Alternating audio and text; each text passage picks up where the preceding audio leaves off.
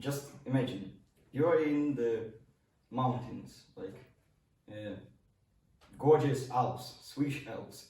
You are traveling along the cave, stalactites, stalagmites all around you, like the water, the like cave lakes, cave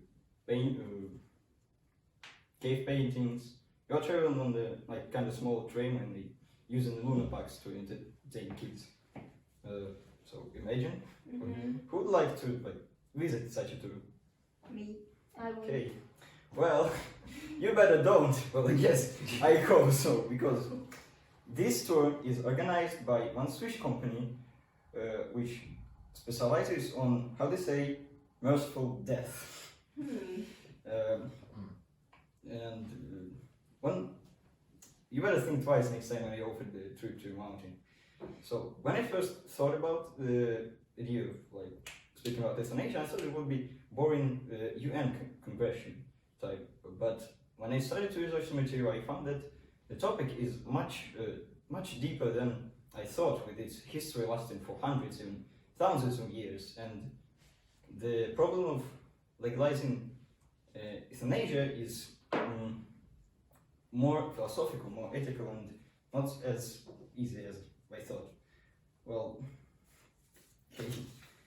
so as I already said euthanasia a few times, and maybe you already understood what's that, and to always apply is, let's say it's a legal suicide, or more formally, well, you can, I guess, yeah, that's what you would say, really. It's a practice of intentionally ending a person's life to relieve pain and suffering, which is mostly done by poisonous injection. Well, you can turn the slide again.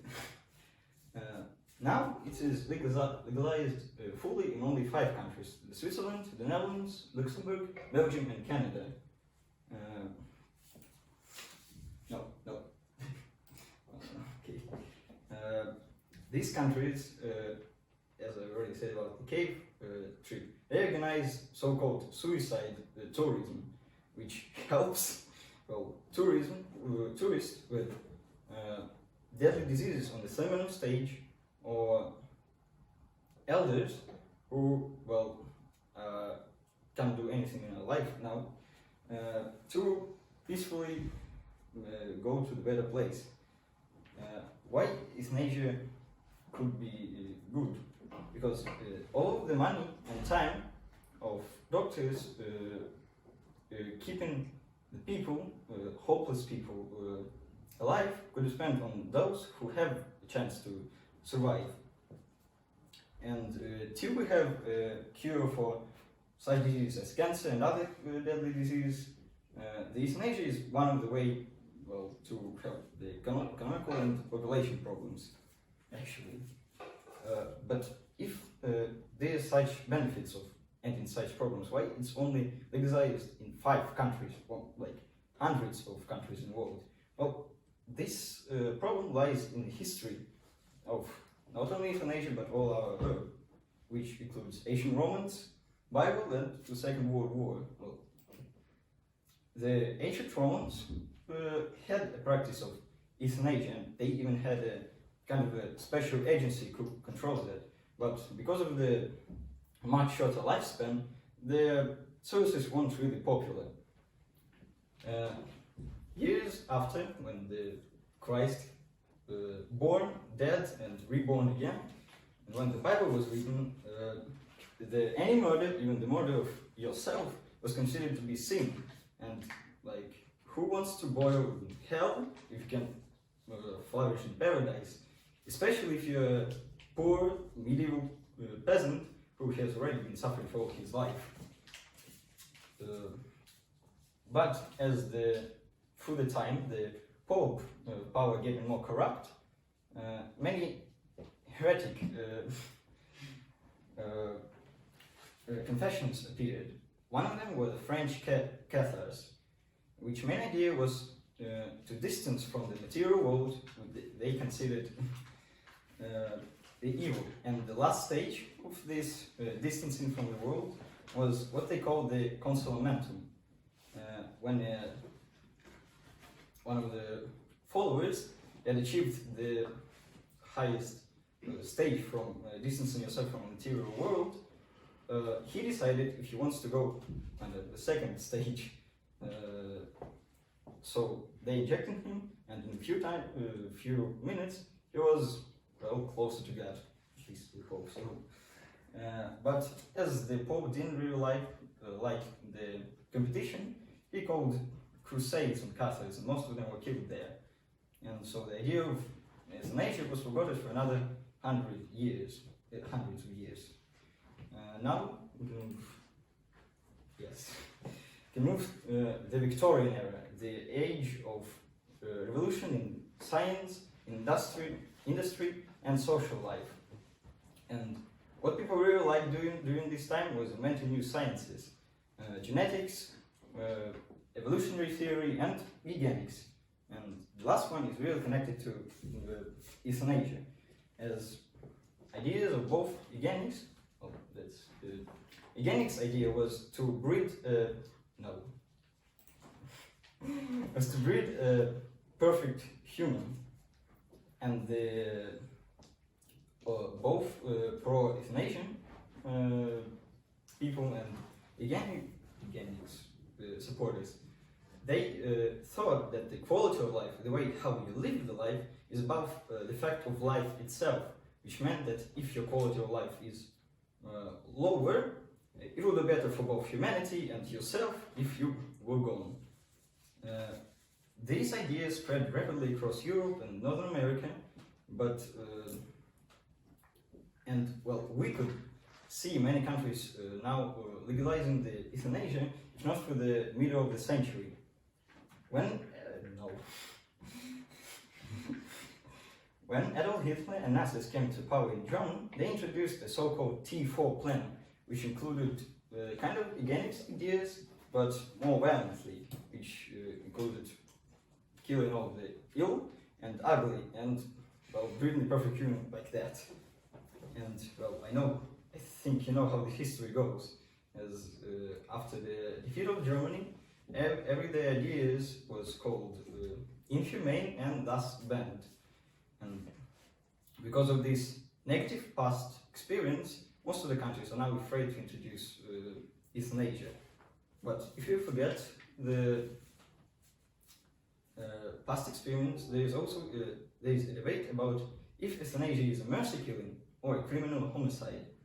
Well, as you can see from one of the surveys of 10,000 physicians show that about nearly half of the participants, which are physicians, so the doctors, said that euthanasia would be great for hopeless cases, as I said, terminal stages of illnesses or very, very old age.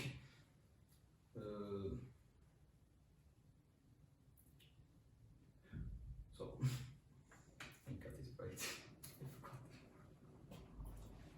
And now,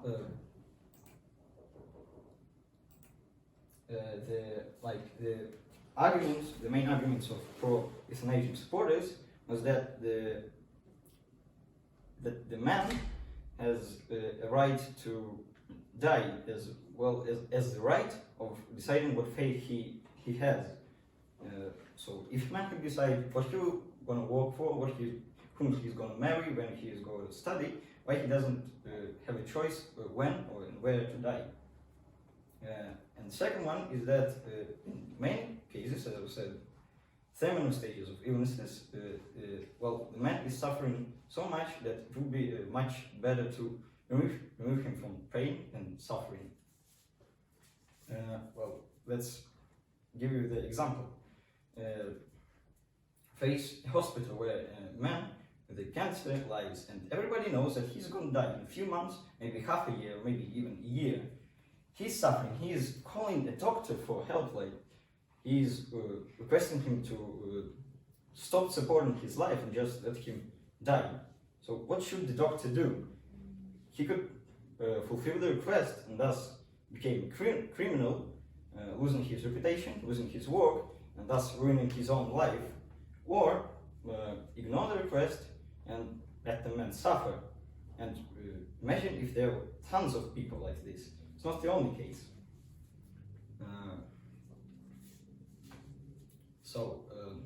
To sum up what I've already said all above, I think that the debate about euthanasia would be still relative for hundreds of years, as it is more personal, more ethic and philosophical question. As I gave you the example, what would you do if you were such a doctor? Kill the man and let him and stop his suffering, or well, let the man suffer. And well, if you have questions, I'll be happy to answer them. What would you choose? Do I choose? Yeah. That depends on the country. I don't want to become a criminal. But I think if the man is, like, I can see that the man is suffering, I would stop supporting his life if he's in mental healthy state. So, have Nazi made their thief war plan come true? Have they killed someone? Well, as you know, the Holocaust, they tried to fulfill it, but well, in the 45th year, the year 1944, 5, with the defeat of Germany, all the plans were cancelled. There's all the Nazis imprisoned. And what about, like you mentioned, the situation when the person with terminated cancer stage of cancer, and he really suffers, but he don't want to, but he doesn't want to die. So well, I think that it must be controlled, because you can't kill a person in such situation without his own decision. And if this person is a psycho, Like, and he says, please kill me, kill me, kill me. well, as I already said, you meaning the man who don't want to die. I mean other one. Well, as I said, answered to Mark, I would really request if the man is in a healthy mental state. And maybe if this person like has some during his illness, his brain was damaged, and he is saying, die, die, please kill me, kill me, kill me. And that's another question. These cases must be investigated by professionals and agreed both professionals and family of the